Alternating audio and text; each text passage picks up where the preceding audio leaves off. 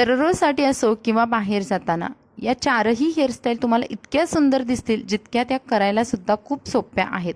नमस्कार, पुन्हा एकदा आपल्या स्वाती स्टाईलमध्ये तुमचं मनापासून स्वागत आहे. तर व्हिडिओला लाईक करा आणि आपल्या चॅनलला सबस्क्राईब करा आणि कमेंट्समध्ये सांगायला विसरू नका तुम्हाला कोणती हेअरस्टाईल जास्त आवडली. तर चला हेअरस्टाईलला सुरुवात करूयात. त्यामध्ये बघूयात हेअरस्टाईल नंबर 1. या हेअरस्टाईलसाठी आपल्याला साईड पार्टिशन करायचं आहे. बऱ्याच मैत्रिणींना हेअरस्टाईल करायला खूप आवडतात पण हेअरस्टाईल जमत नाही, तर त्यांच्यासाठी हा परफेक्ट व्हिडिओ आहे. साईड पार्टिशन केल्यानंतर पूर्ण केस आपल्याला पुढे घ्यायचे आहेत.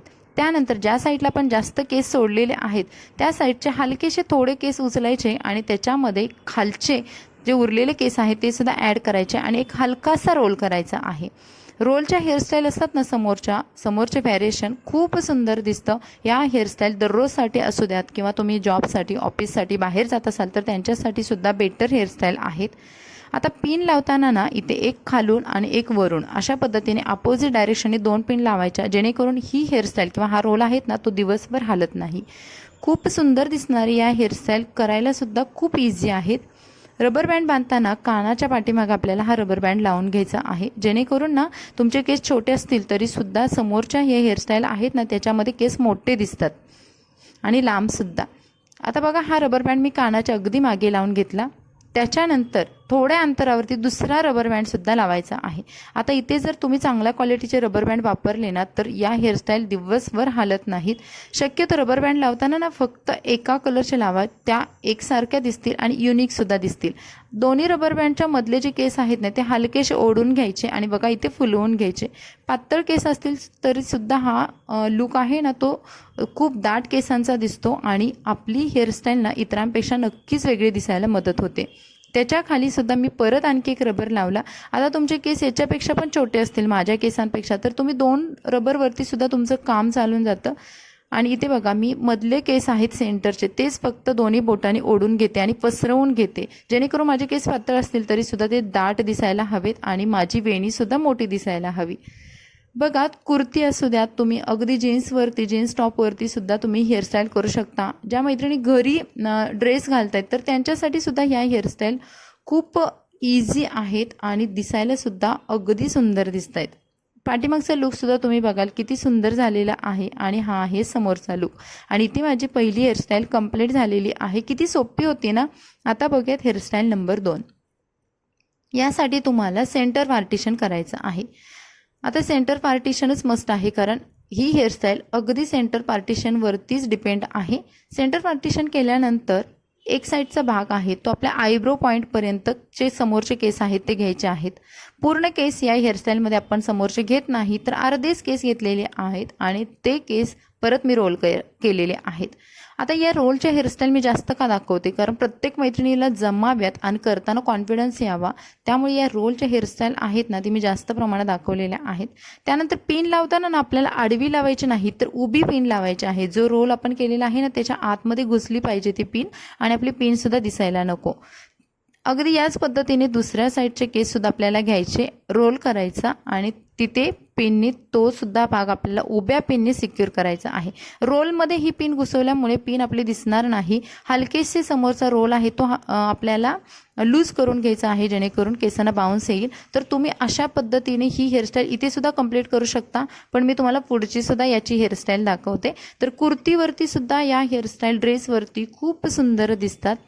त्यानंतर पाठीमागचे केस आहेत ते आपल्याला पूर्ण गोळा करून घ्यायचे. गोळा करून झाल्यानंतर या केसांना आपल्याला मागे एका रबरने परत सिक्युअर करायचे आहेत. रबर वापरताना थोडेसे चांगल्या क्वालिटीचे वापरायचे, म्हणजे त्या दिसायला सुद्धा हेअरस्टाईलमधून तो रबर चांगला दिसतो आणि केससुद्धा टाईट राहतात दिवसभर. त्यानंतर हे केस पुन्हा मी एक साईडला घेतलेले आहेत आणि त्याच्या खाली दुसरा रबर लावलेला आहे. आता इथे रबर लावताना अगदी पहिल्या हेअरस्टाईलमध्ये दाखवल्याप्रमाणे जास्त गॅप न सोडता थोडा गॅप सोडायचा आणि इथली केस आहेत ते आपल्याला, खालचे केस आहेत ते 2 रबरमधून असे खाली काढून घ्यायचे आहेत आणि इथे एक ट्विस्ट तयार झालेला आहे आणि तो ट्विस्ट आहे तो आपल्याला हलक्या हाताने ओढून घ्यायचा आहे, म्हणजेच मोठा करायचा आहे, जेणेकरून आपली हेअरस्टाईल बाउन्सी दिसेल आणि सुंदरसुद्धा.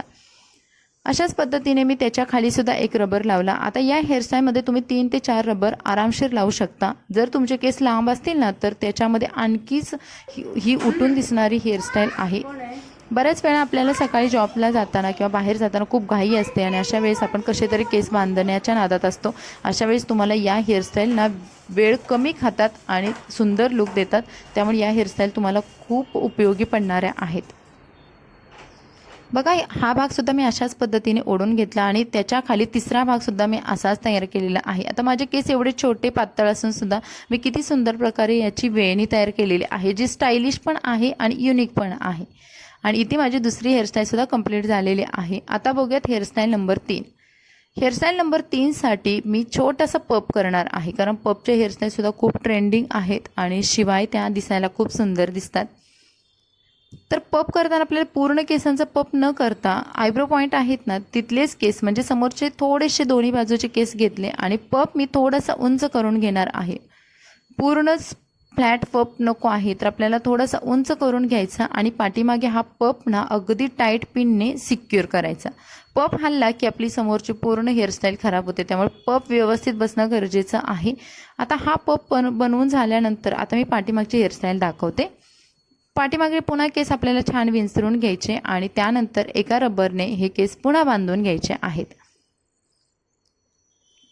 केस चांगल्या प्रकारे विंचरल्यामुळे ना आपल्या केसांची जी शाईन आहे ती सुद्धा व्यवस्थित राहते आणि आपली हेअरस्टाईलची जी फिनिशिंग आहे ते सुद्धा सुंदर दिसतं.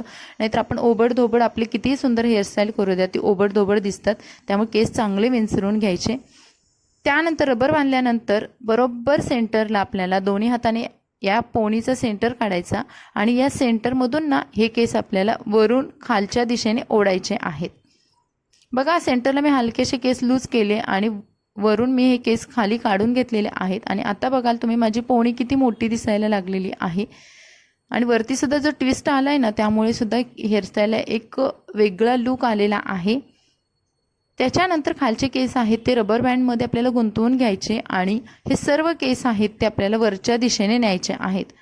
केस मोठे असतील तर 1 ते 2 रबर बँड लावा आणि केसांना पूर्ण ट्विस्ट करा आणि आतमध्ये जिथून आपण हा रबर बँड काढलेला आहे ना त्याच्या आतमध्ये हे सर्व खोचून घ्या, जेणेकरून आपले केस ना बाहेर अजिबात येणार नाहीत. आणि इथे हे वरचे जे केस आहेत ते युपिन्सने सिक्युअर करा, कारण जर तुम्ही बॉपिन्स वापरल्या तर त्या काही वेळानंतर लूज होतात आणि त्यामुळे आपली हेअरस्टाईल ही पूर्ण निघते. त्यामुळे युपिन्स लावा किंवा तुम्ही क्लचरसुद्धा लावू शकता. आणि इथे आपली तिसरी हेअरस्टाईलसुद्धा कंप्लीट झालेली आहे.